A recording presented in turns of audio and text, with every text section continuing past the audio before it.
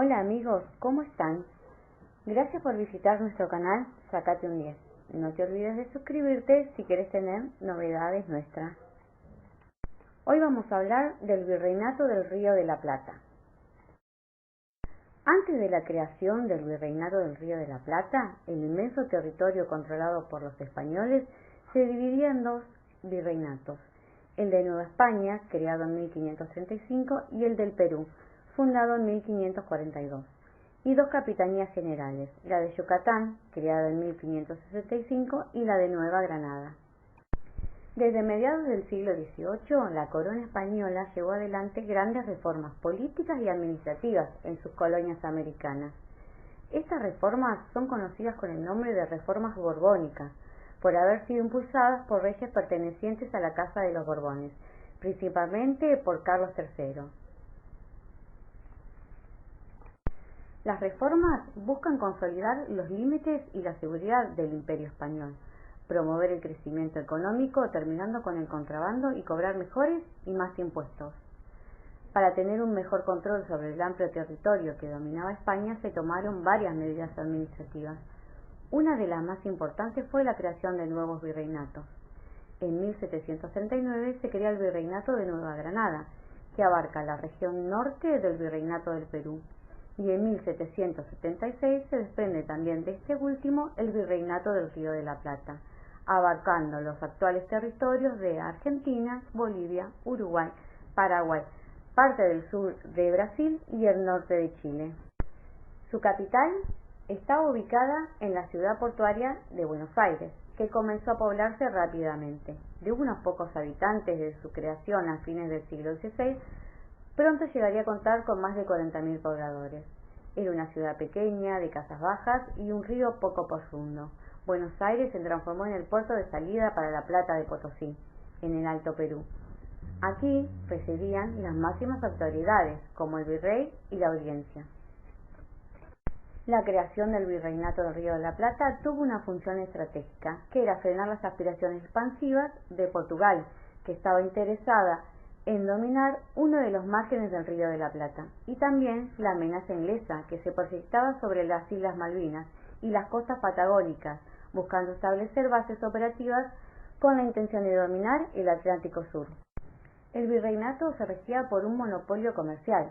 Esto significa que solo podía comerciar con España o con otras colonias españolas, concentrándose todo el comercio exterior en manos de unos pocos españoles privilegiados.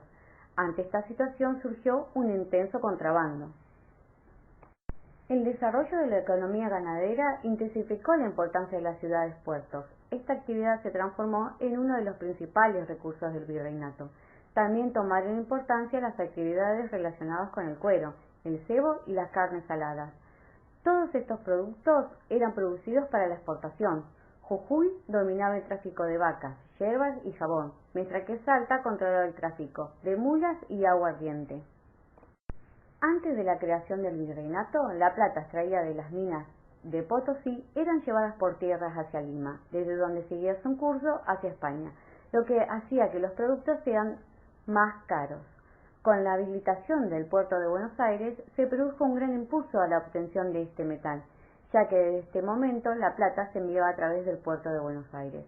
Potosí y Buenos Aires se constituyeron como los dos polos principales en la economía del virreinato.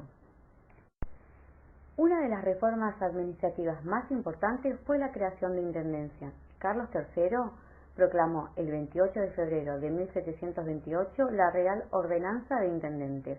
Ahora las capitanías generales y las demás jurisdicciones quedaron divididas en nuevas entidades políticas, denominadas intendencias. El territorio del virreinato quedaría dividido en 8 intendencias que tomarían el nombre de las ciudades donde residían los intendentes. Por ejemplo, Buenos Aires, Paraguay, Córdoba de Tucumán, Salta de Tucumán, Potosí, Cochabamba, entre otras. Los intendentes eran nombrados directamente por el rey. Eran funcionarios españoles que gozaban de salarios muy elevados para evitar cualquier posible corrupción. Su mandato tenía una duración de 5 años. Tenían poderes muy amplios en su territorio. Recaudaban los impuestos, controlaban las finanzas del cabildo, tenían autoridad para fallar en pleitos civiles y criminales, vigilaban el cumplimiento de las leyes. La función más importante de las intendencias era la de ser el nexo de unión entre los organismos de gobierno en España y los intereses de las intendencias. También estaban sujetos a juicio por residencia, donde al término de su mandato se examinaban su desempeño y se escuchaban los cargos que hubiesen en su contra.